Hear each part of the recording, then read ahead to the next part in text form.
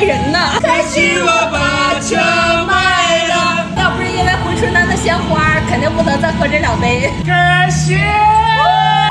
每晚7点准时，快乐时间到。今天咱们找一个有餐的精酿酒吧喝点。烧鸟烤肉精酿啤酒，哇，这个感觉，哇，这好像进到了一个地窖的感觉。看看他家有多少款精酿啤酒，榴莲芒果雪糕啤酒，太诡异了。给我来个这个，还有啥您推荐的？要像酒的酒吗？这来块正经的。太阳生物呗。这款酒的姿势也是最近的，他们一只耳朵热度。那个老鼠吗？可能是川普。现在设计里面是地下室是一个已经枯竭的矿井嘛，然后上面是加工的车间。哦，我说上面就是很那个复古的那种感觉。他那个厨师也挺有意思，算是比较落魄的一个典型的日料厨师。家人们，在山洞里喝酒是怎么样的体验？它是那个酸味比较重，里面透露着榴莲的又臭又甜的感觉。好想您呗，合照，合照啊！我先要微信的。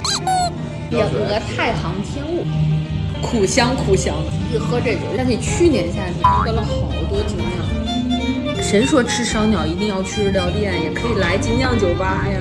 我点的酸黄瓜，最爱吃这个明太鱼子西葫芦，又甜又香。翡翠鸡肉串，从来没想过一个精酿酒吧的烧鸟能这么好吃。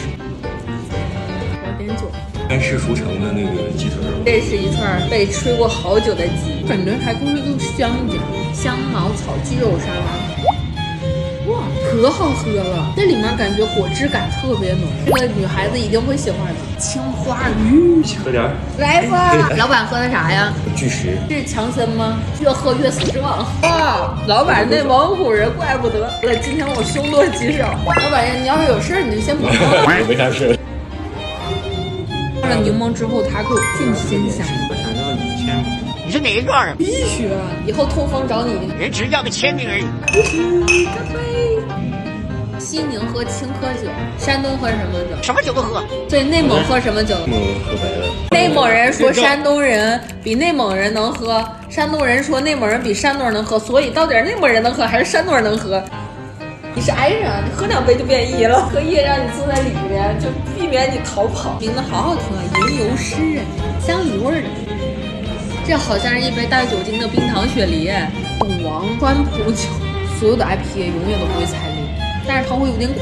如果说不喜欢苦味的就不要点。中国有酒神吗？每个人都是自己心中的神吧。所以你心中的酒神是谁？哎呀，我干了。感谢你没说我是个女酒蒙。最后一杯来巨石的那个9.5度。老板，你家9点多度的酒都拿这大杯给装了，这一杯差不多相当于3瓶凯龙，慢点喝还是在内蒙喝啤酒上不了席。只要坐在桌上是没有啤酒的。以后有内蒙的朋友再叫我去喝酒的话，我就婉拒了。